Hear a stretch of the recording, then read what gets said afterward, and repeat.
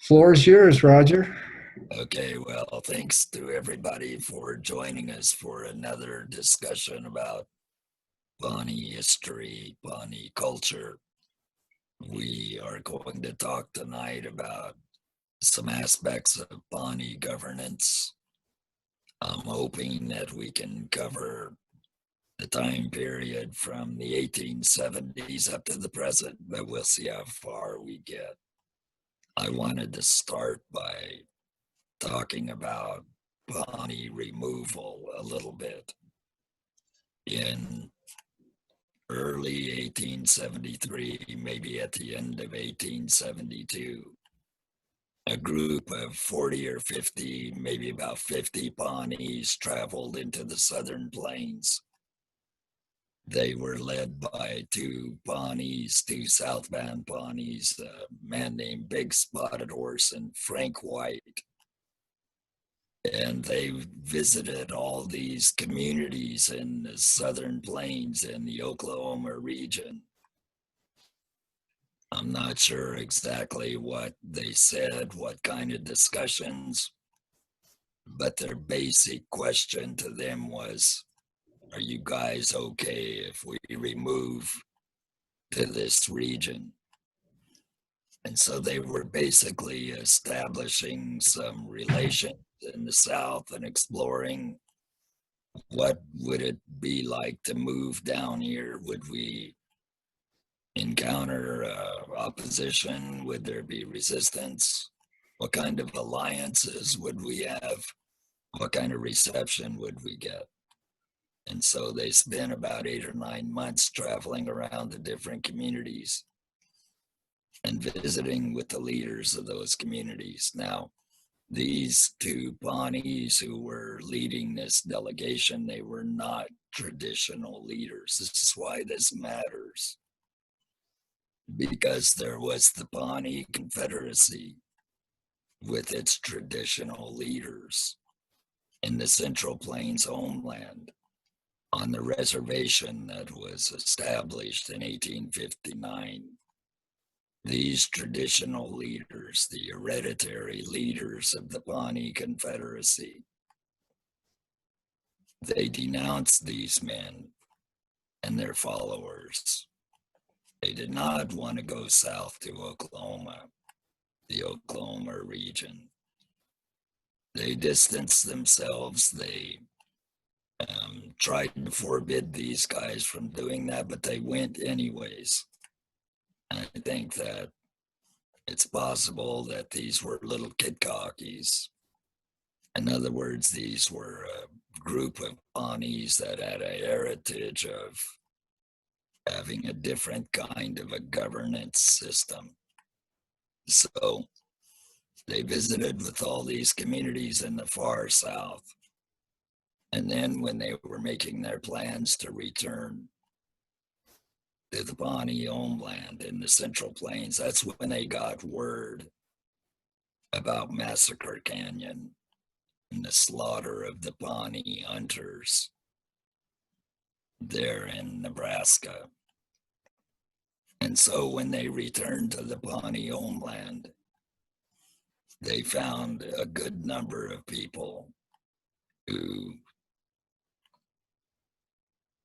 were now thinking, we want to listen more closely to what your ideas are about moving south. And the Pawnee leaders were still resistant to the idea. But in that fall, I think maybe it was October or so, about 400 Pawnees left the reservation against the wishes of the leaders of the Pawnee Confederacy. And they headed south anyways.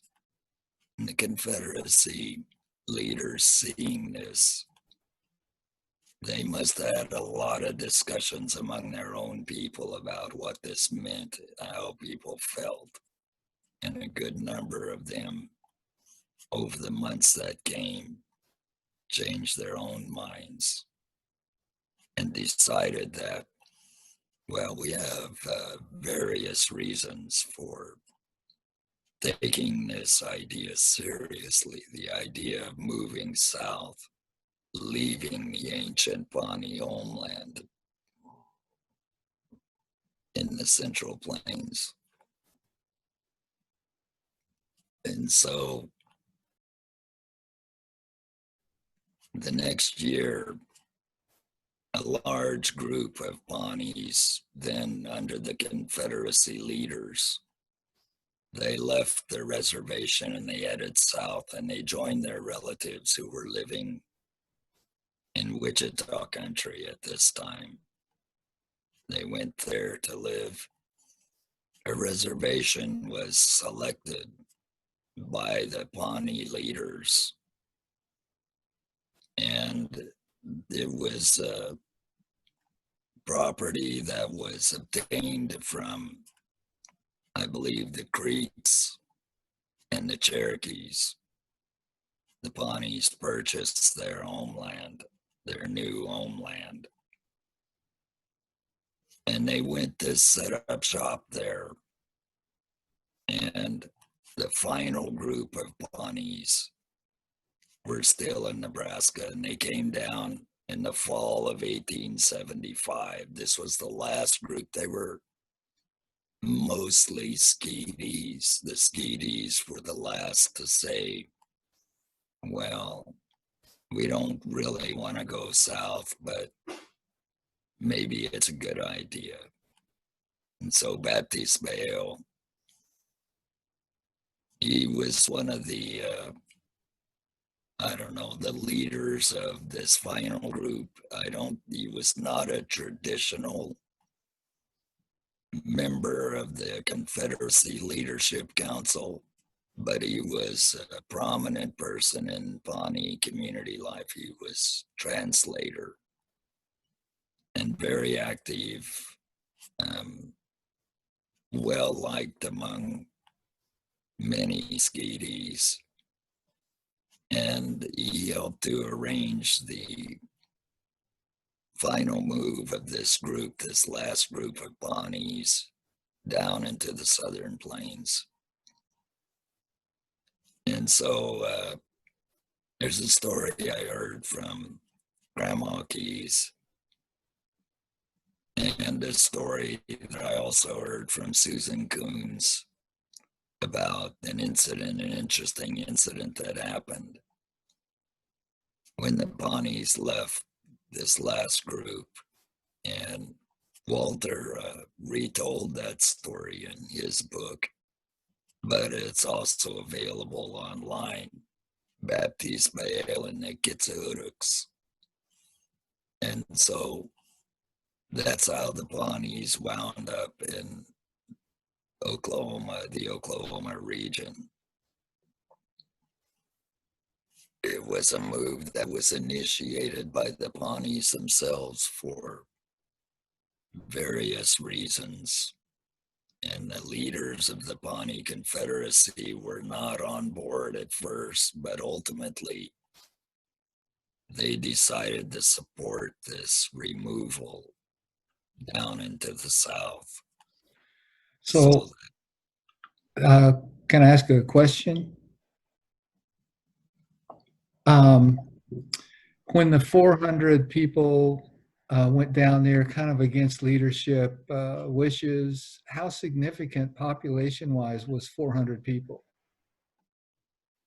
Well, I don't have the exact numbers off the top of my head, but there were, I think, 3,000 to 4,000 Pawnees in the population at that point in time, maybe around 4,000. So it was a minority, but it was a significant group. I think it was about 300 or 400 Pawnees who left with the first group, and they moved down to Wichita country.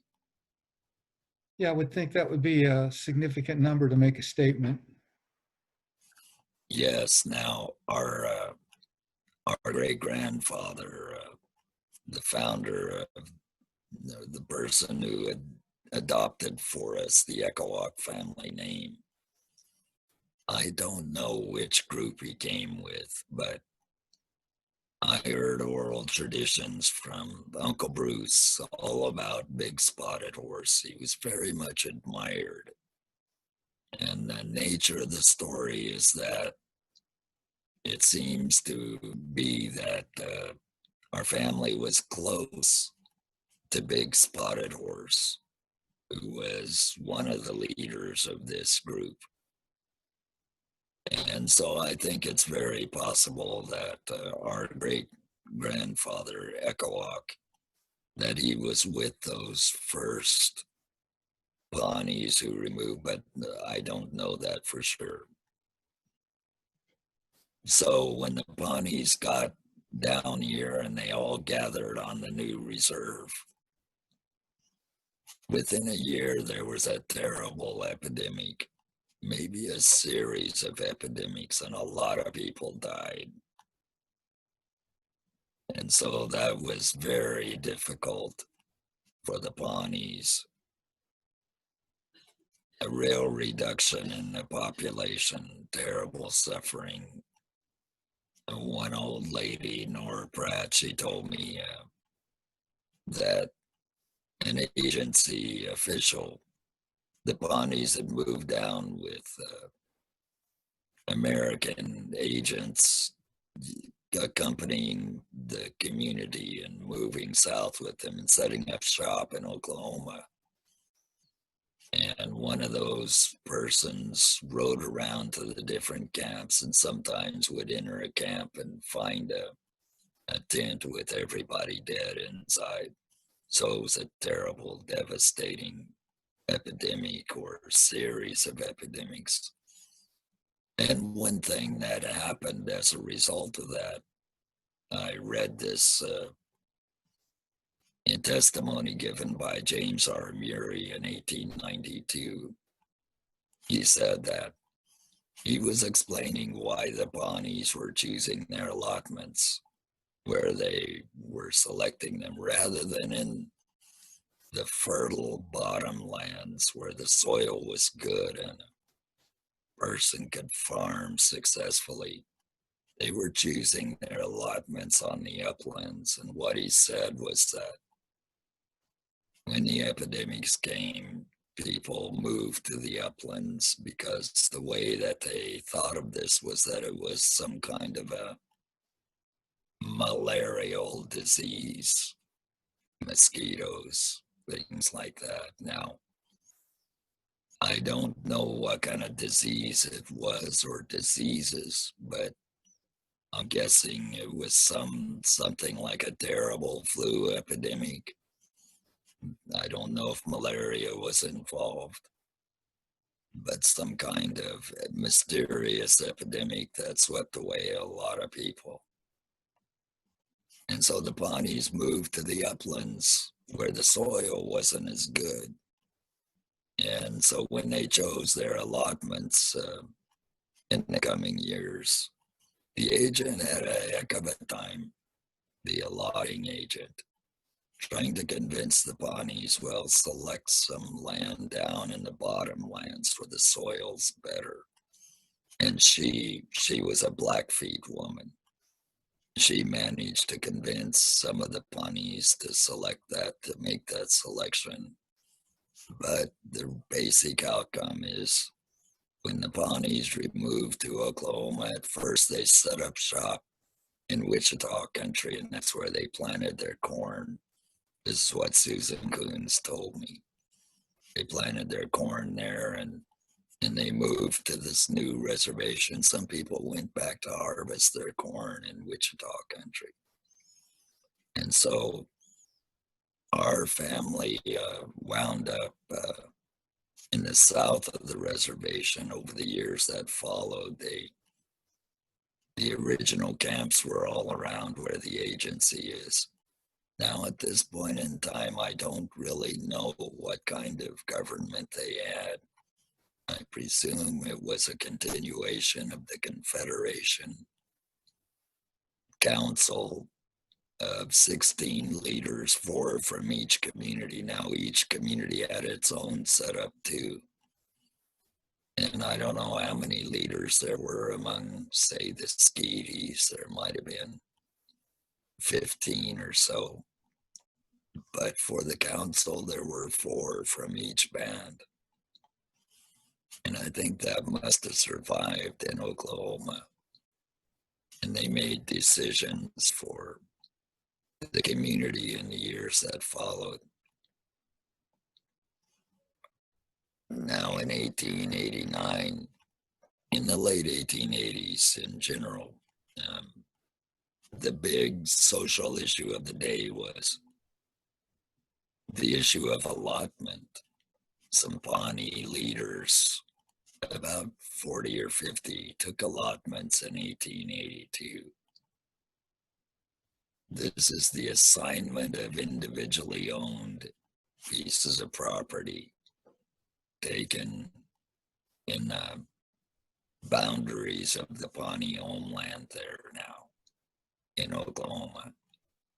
Now, I'm not sure what this meant to those first Pawnees who took those allotments. They were mainly community leaders who took those first allotments. Now, one commentary I read, a man named Rousseau Papin, he was an interpreter during the 1880s for the Pawnees in Baptiste Bay. Rousseau Papin, he said,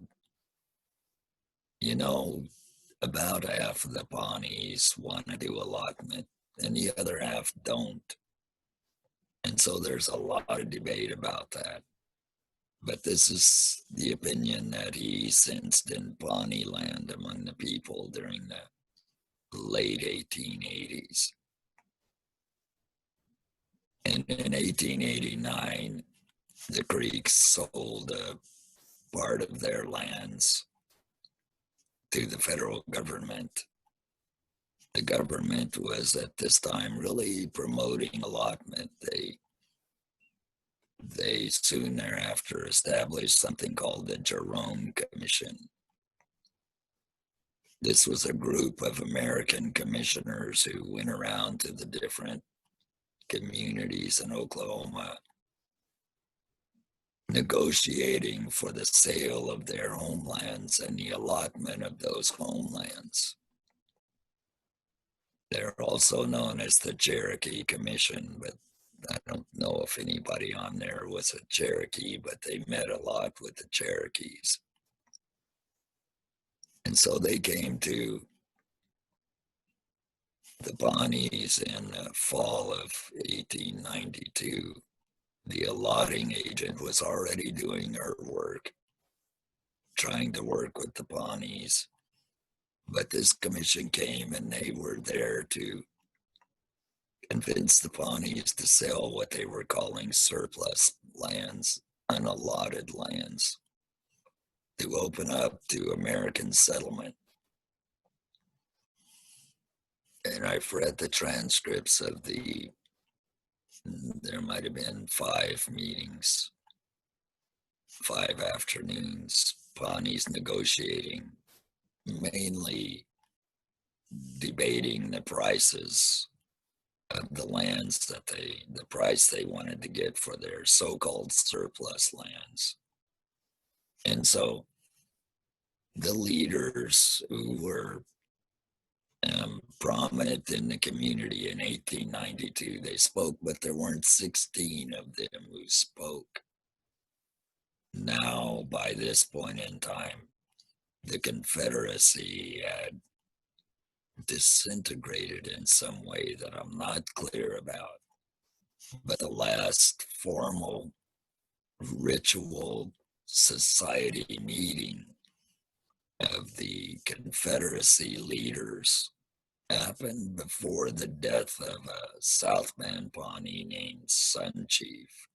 And he died, I think, in 1889 or 1888.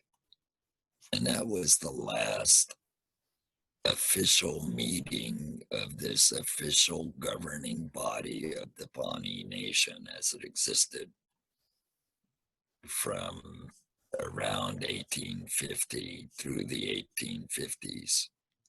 The Confederacy, this was the unifying political dynamic in Pawnee land around the Confederacy. And by 1892, the Confederacy seems to have evaporated, and now there are basically 4 community leaders from each of the Akitaru, the Pawnee tribes or bands. And they seem to have had a system by then of there's an official primary leader for each band, and there are also 1 or more sub leaders. And so for the little Kitkaki, for example, they cast in their lot with the Kitkaki band. And the leader of the little Kitkaki, he was designated the second Saru of the Kitkaki band, the second leader. And so I don't know what this title meant. I'm not clear on how the political system operated, but it seems to have followed the Confederacy model, but it was attenuated now. And so this governing body existed, I think, for a period of time. In 1893, the Pawnee Reservation was opened to American settlement. Americans moved in, they settled on the unallotted so-called surplus lands. And the town of Pawnee was founded then. And so in the years that followed, an important new development in Pawnee land is the consolidation of the political units of the territory of Oklahoma. There was Indian territory and there was Oklahoma territory. And I'm not clear on the exact history of those divisions, but they were in the process of fusing into the territory of Oklahoma during this time period. In the area of the Pawnee Reservation, it became subsumed under what's called County Q. That was the original name for Pawnee County. It became Pawnee County. And as a part of these processes, state authorities began flexing their muscles, figuring out how they wanted to achieve statehood. What would that look like? And what would that mean for the local communities, for the established folk of the region? And so when statehood finally came in 1907, the year before a law was passed, 1906, I think it's called the Burke Act. This, I have the impression now, I wish there was an expert here who could correct me on this, but I think the Burke Act attenuated the sovereignty of all the resident communities there in the Oklahoma region, attenuated their sovereignty in some way. I haven't read the Burke Act, and I haven't read the legislation that created Oklahoma, the state. So that's the big hole in my knowledge. But it's during this time period that Pawnee government undergoes further change. There are still government systems in Pawnee land. Now, this is when our great grandfather Echo Hawk became a Resaru. He was elected. He was not from one of the hereditary leading families that had governance positions through hereditary royalty, but he was instead elected. And so now we have these two systems. We have Pawnees who are from the prominent royal families who have a legacy of leadership in the community, and they're automatically good candidates for community leaders. But now we also have elected people. Now, I don't know how this came about, but I have the impression that this is in part a legacy of the little Gitgaki, who seem to have elected their own leaders. And so our great grandfather was not a traditional leader, he was an elected Resaru. And according to family tradition, this happened in 1908. And he went through what's called the leader making ritual. Now, there are priests who conduct these different rituals, they have the right to do so. In our family tradition, the priest who administered this rite, he was a young man, but he was from one of the royal families and had this right. His name was Harry Cummings. So that's what family tradition says. And now, I think the first record that I've seen that has Echo Hawk's signature as a Gitgaki community leader, I think it's before 1908. I think it's in 1906, sometime around. And so I'm not sure if I'm remembering that record correctly, but there's some kind of discrepancy here between the oral tradition and the records. But in any case, it's right around this time between 1900 and 1910 that Echo Hawk becomes an official leader of the Gitgaki band. Now, I don't remember if he was a first leader or a second leader, one of the two Gitgaki leaders. So now we're getting into a period of time that is very misty to my eyes. I don't really understand what happened in the decades that followed.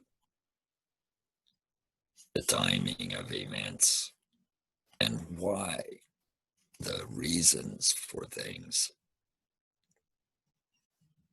I'm guessing that one factor was the fall in population that caused these changes in governance. I'm guessing that was a major reason why, but I don't know.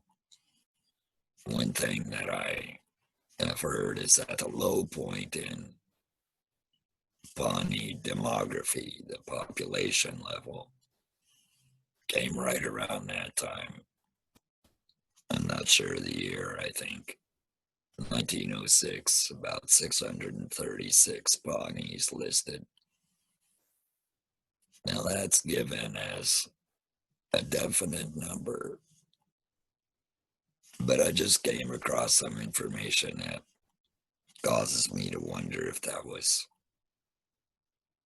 a full accounting of all the Pawnees or not. I don't know if it was, because I saw a record that gave the population in 1928 as 1,200, over 1,200 people. And a number in 1932 that gave the number as 700 and something. Now, the 700 and something number was of the Pawnees who are living there in the bounds of the old Pawnee Reservation. So maybe this low number that's always cited as the low point in population did not include all the Pawnees. Maybe there were other Pawnees away at boarding school, Pawnees living elsewhere by this time who weren't counted. I don't know. That's just a question I have. In any case, it is around 1900 that the Pawnee population seems to have been at its lowest point. And so sometime in the decade or two that followed, there was a new system set up in Pawnee land for governing the community. Now, again, we must look at this through three different sets of eyes. What are the federal eyes seeing? Are they seeing sovereigns? What are state authorities seeing when they look at Pawnee land? Are they seeing sovereigns? I think when the Pawnees looked at Pawnee land, they considered themselves to be an intact community that is going through many changes. Some of these changes weren't by choice, like having so many people swept away by epidemics. In our family, something seems to have happened in 1895, and about half of the family died. And I've seen no record of an epidemic. I'm guessing it was just a typical kind of epidemic situations that happen here and there.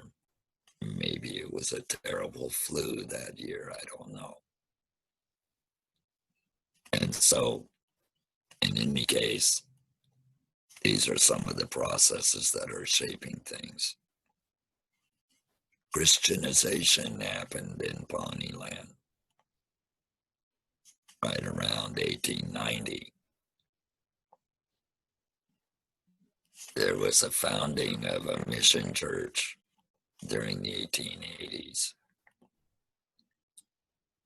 And one of the prominent religious figures in that church had come down to Pawnee land with the Pawnees. But he was not a Pawnee, he was a Sioux and French. His name was Adolphus Carrion. And he had a brother, Joseph Carrion, and they cast in their lot with the Pawnees. It could be that their French American father was related to some Pawnees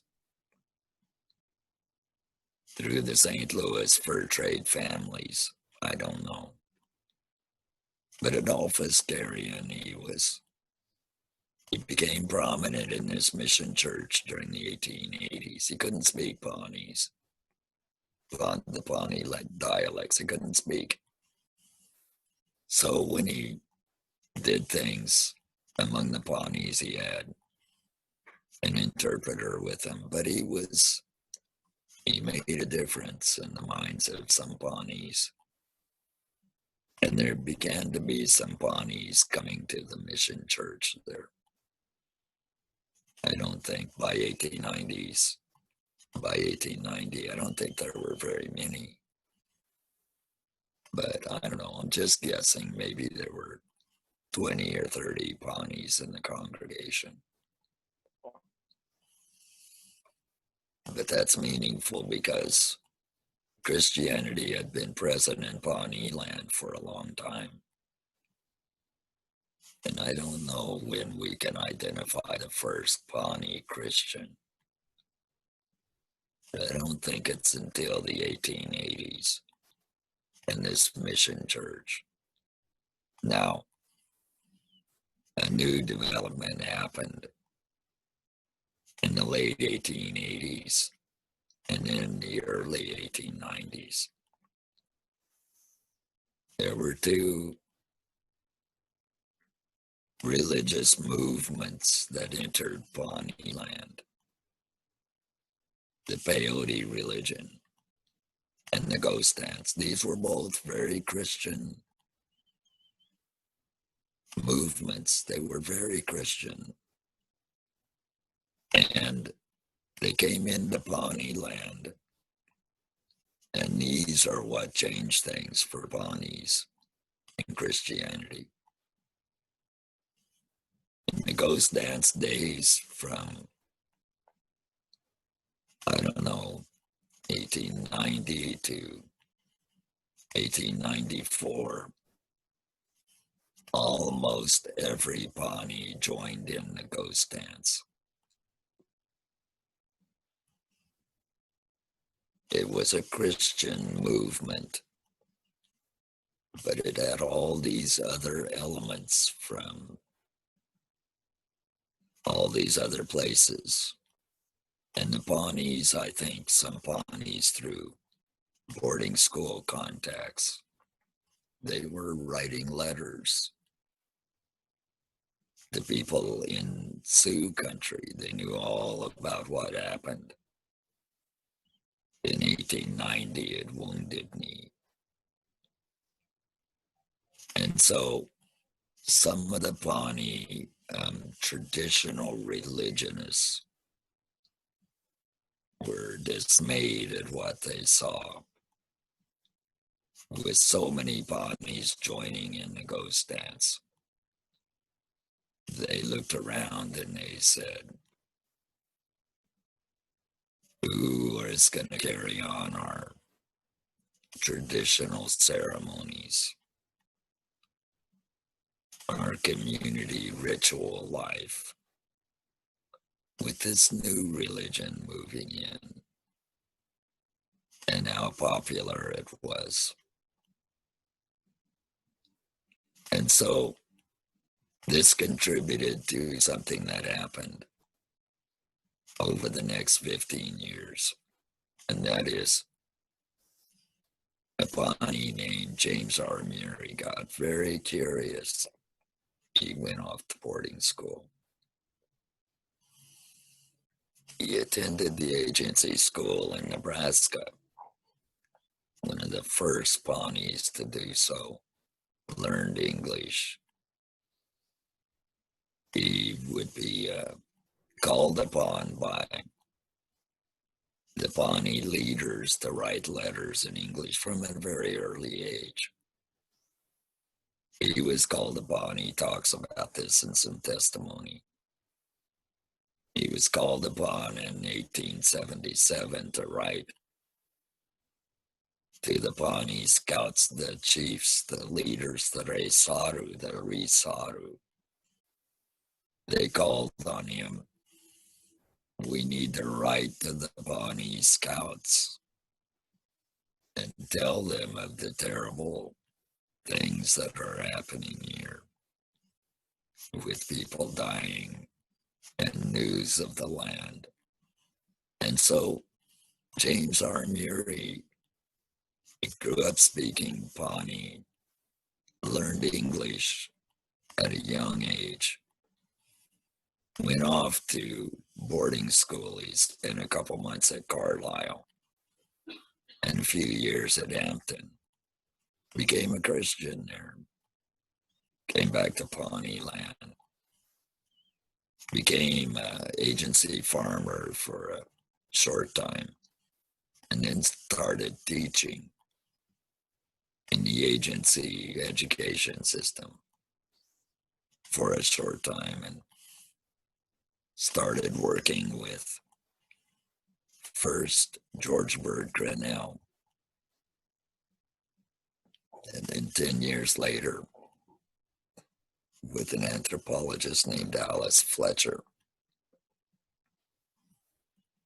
and then with an anthropologist named George Dorsey, and then with Clark Whistler, and with others, he got interested in setting down, as best as he could, a detailed record of Pawnee tradition. And he worked with the leading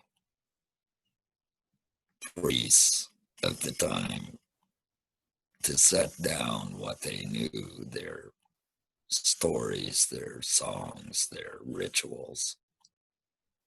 And so he created a vast body of literature. And in the course of that, he became a priest himself in Pawnee land, traditional priest, and he was a Christian. And he didn't participate in the ghost dance, but he observed all that. And so by the end of the 1890s, almost all the Pawnees had become Christians,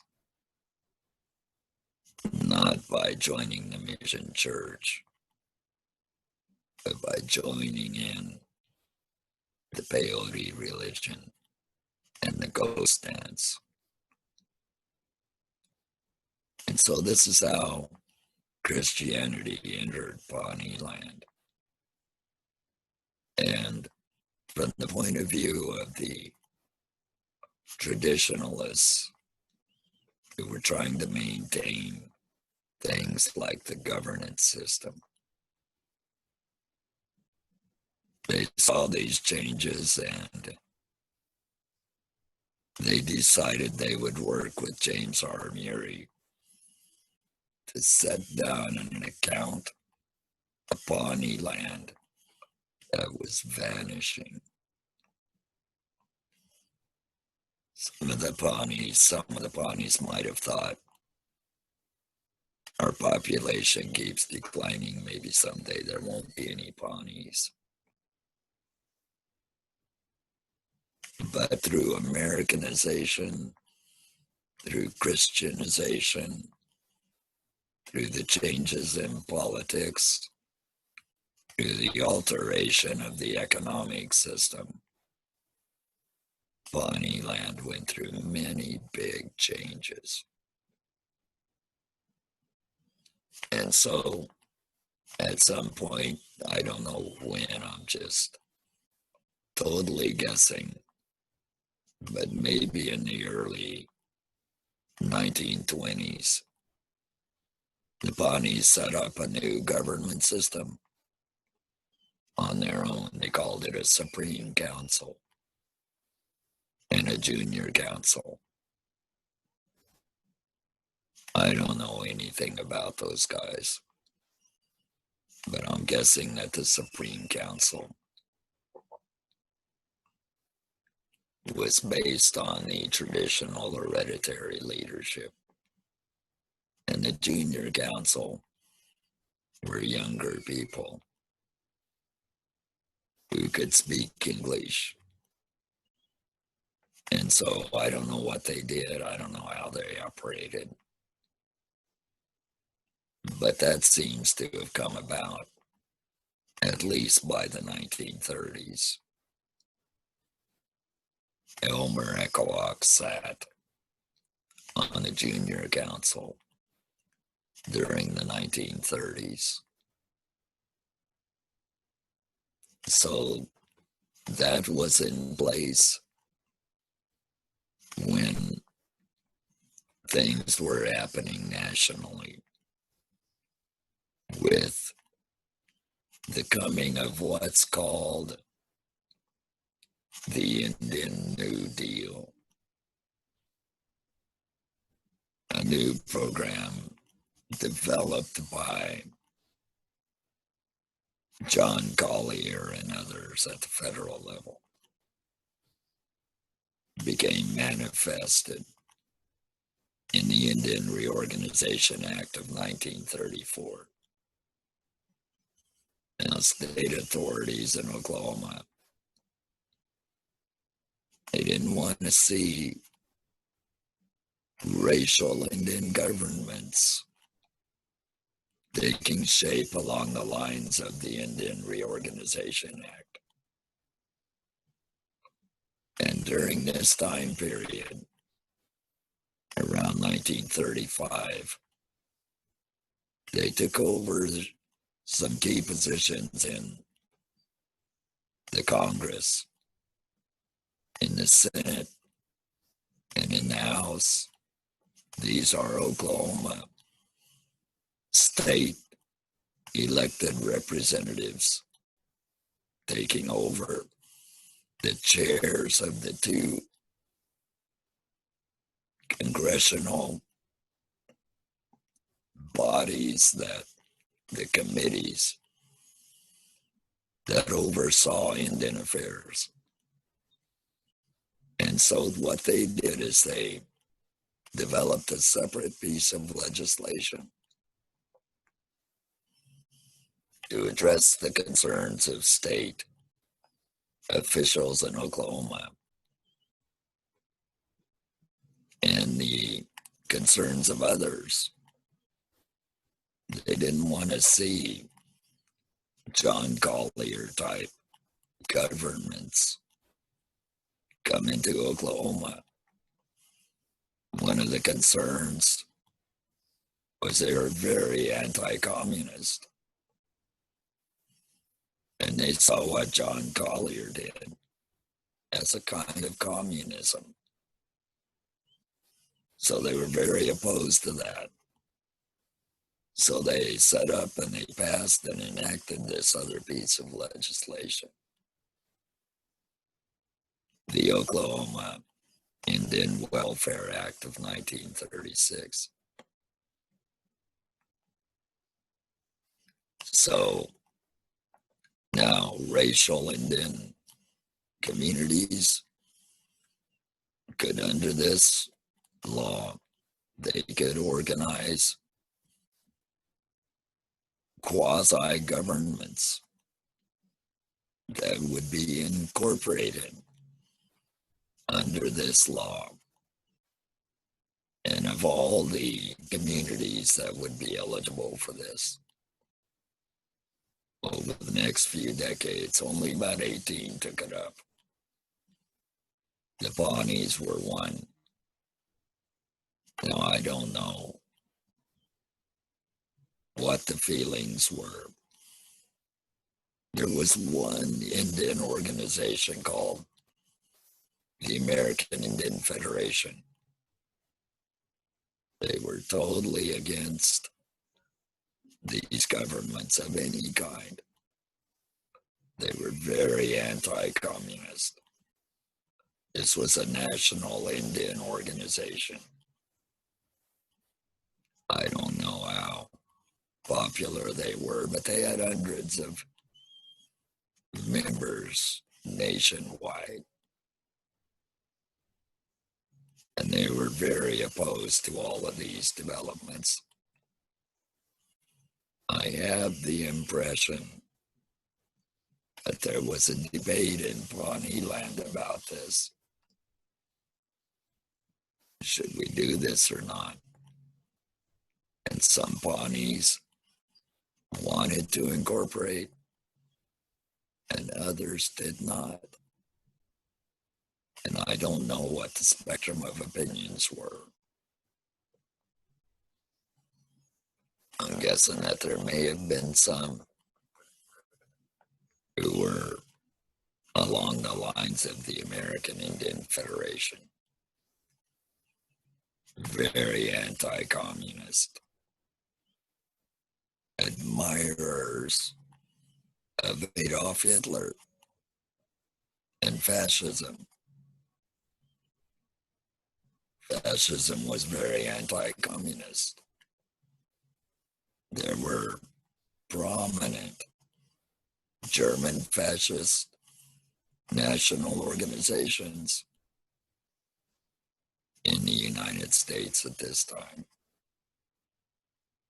I don't know if any Pawnees we're part of that, but this is part of the spectrum of cultural choices the Pawnees could make.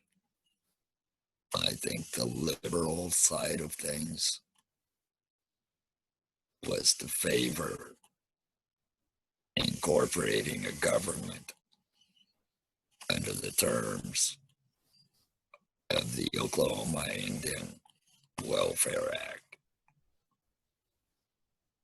And in 1938, by election, about 400 and some Pawnees voted.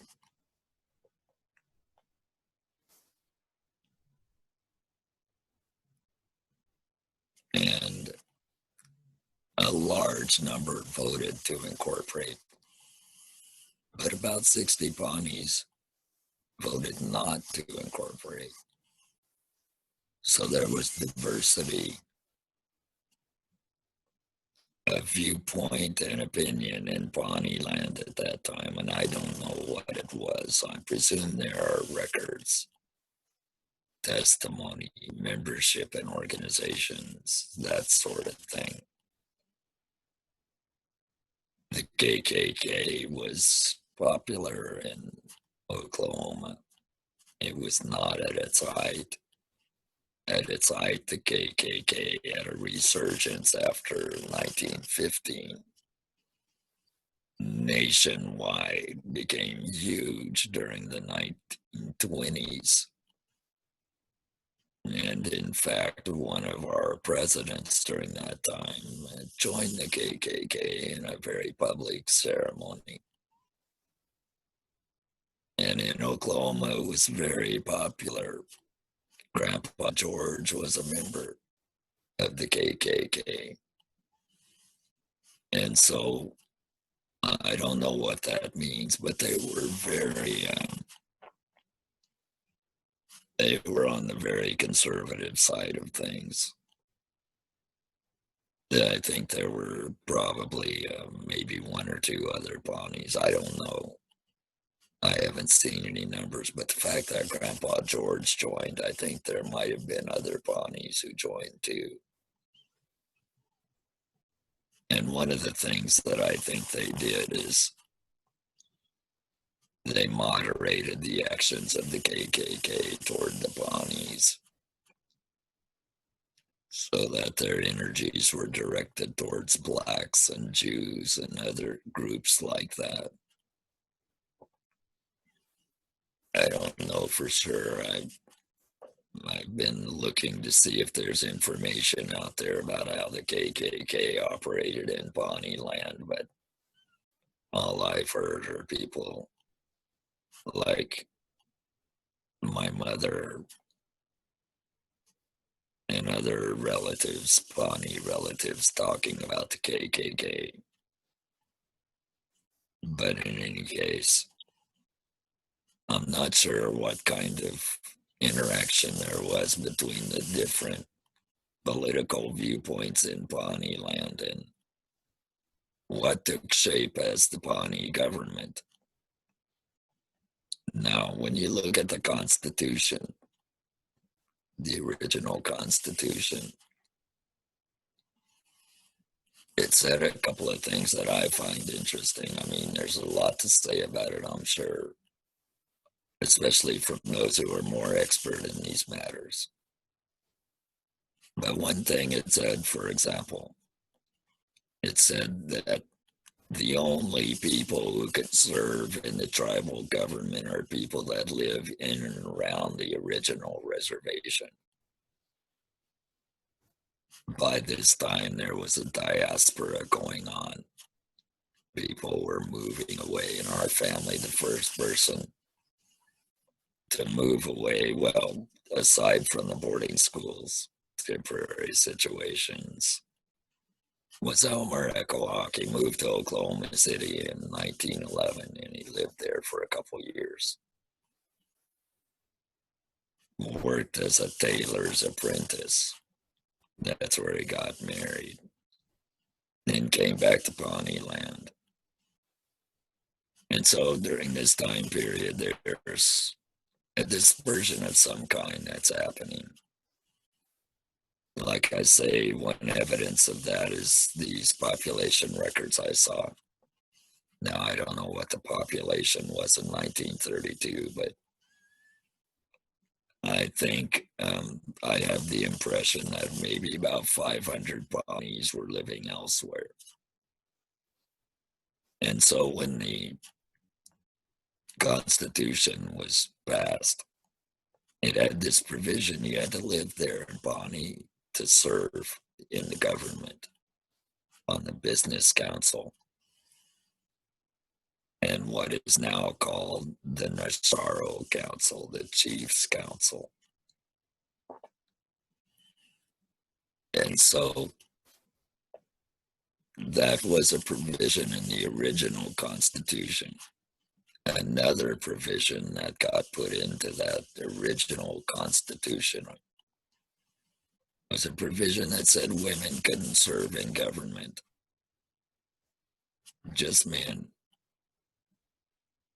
And so that's what the early governments looked like under the new constitutional democracy of Pawnee land. Now, over the years, since 1938, the Constitution has been revised on various occasions. It's a document that keeps changing. I don't know that history.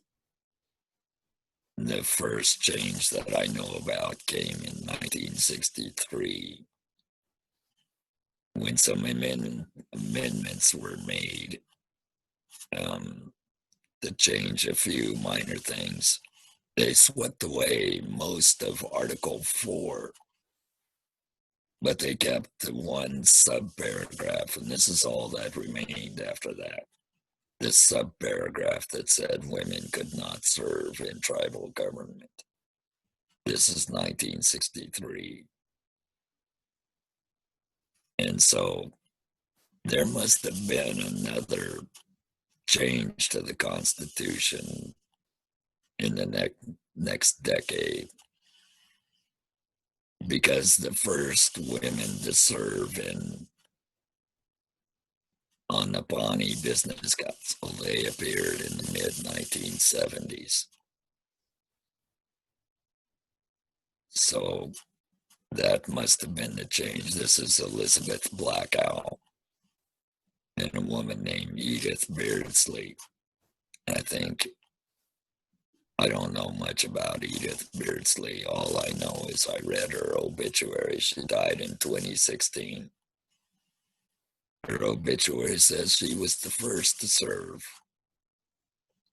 So she and Elizabeth Blackow served at pretty much the same time, but maybe she was elected a year or two before and was the first person to serve, the first woman to serve on the Pawnee Business Council, some kind of change in the Constitution.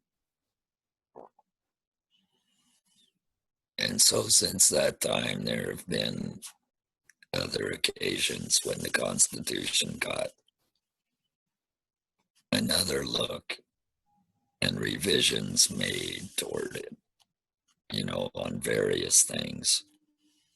I think maybe the two most sweeping moments came in the late 1990s and I think in 2008. I'm not real clear on that. And maybe others who are better informed could shed a lot of light on what those changes were about. Now, this is my outline of Pawnee governance in general, and I don't really know if I've even hit on the things that are really, truly important. But I've just touched on some things that I do know, what I think I know at least. And to me, this is important because what is Pawnee government? You know, it's now the constitutional democracy that we have. But I kind of think that there are other dimensions to look at that are important towards shaping the social landscape. And we can look at other organizations like the Veterans Organization. To me, that seems really important. I mean, it's not in the Constitution, it's not a governance body. But what is government? It's a way of organizing people into social systems. And so we should look beyond what the Constitution sets up and look more generally at Pawnee land. And I think one of the things that I would point out here is that at every point along the way, when you try to generalize about things, it's really a lot more accurate to say there's always a spectrum of opinion, of viewpoint, of knowledge at work. And so, what is that spectrum? How did women feel in 1938 when they were excluded, Pawnee women? Did they say, well, that's the way things are and we're okay with that? I don't know the answer, but I think there's a lot of interesting questions to ask about this history. So I hope I've shared some thoughts that will get some people thinking, and maybe we can all learn together more about this history as time goes on. So thanks for listening to me. You know, I just wanted to say that Elizabeth was one of our seed blessers back in when I got started, and she was always. What year was that? Oh gosh, when I first moved here, she was still on the council, in '97, and Geraldine Howe had served also. But when Elizabeth quit running for office, she was still, sought after to, she was always one to freely express her opinions. And they were always pretty good. And when she worked for the tribe, she was real tough. And she was like on our education committee and what have you. And I always felt like if I could do something and Elizabeth would like it, then I really felt like I did something good. And then, if I could get something past her, I knew it was good. She was really sharp. But one of the things after she retired, we always talked about all the records that she kept, because she kept everything, and she always had the greatest notes. And, whenever there was meetings to be had, great memory too. But anyway, she said she never threw anything away. And so for years I kept saying, Elizabeth, I've got to go over to your garage. And she said, yeah, they're everything is just stacked all over her garage. And her daughter owns that house now. Elizabeth passed on. And Mary Faye, probably the last thing she wants to do is go through her mom's records, but they're still there. That would really be fun to go through that archive with you, or her garage. That'd be quite a garage sale. Yeah, no, she books everything up. She was a record. She kept records. but it's not at the tribe. It's in her garage. Hmm. Now, Deb, correct me if I'm wrong, but she was the first woman president of the Yeah, Pawnee Business Council. Is that correct? I believe so. Yeah. And Geraldine Howe was on there, but she wasn't a president. Um, oh,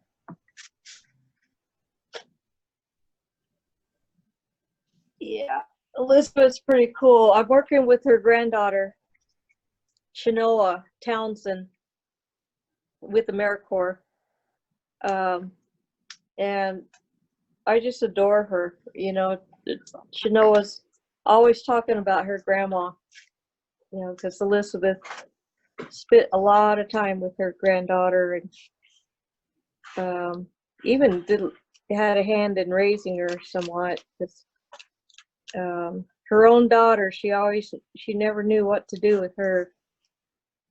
She turned out just fine, but she just was kind of a little wild thing. But yeah, Shanoa reminds me a lot of Elizabeth. She's smart and, you know, has good sense, and can still talk about the party days, which Elizabeth could also do that too. But yeah, she was always wanted corn to grow at her family place. That's over there by the North Cemetery. And man, that dirt is just black as can be. It's so rich. But she was always encouraged her for the seed project. And, both her and Geraldine took a turn at being the blesser. So once a blesser, always a blesser. They always gave good advice to us, and Geraldine's the one that taught me how to make blue corn mush. And, I don't know. They're good women.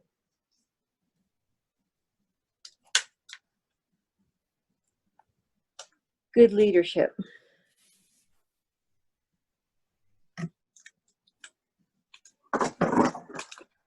I wonder if you could project women's roles into the future. What's that going to look like, and what are the obstacles that might be there? Well, I know it's been up and down working with Nasharos. It depends on who their president is. And like when Ralph got on, he wouldn't allow women to speak unless they had a man speak for them. So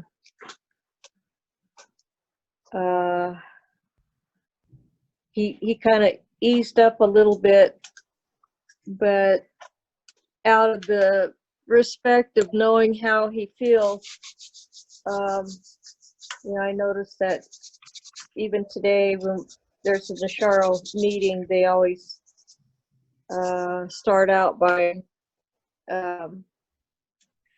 explaining why they don't have someone to speak for them, and please apologize, you know, accept my apology, and but if it's all right with you, I'd like to, etc., etc. So, you know, it's like we always, the ones that know all the proper ways are always apologizing for just talking.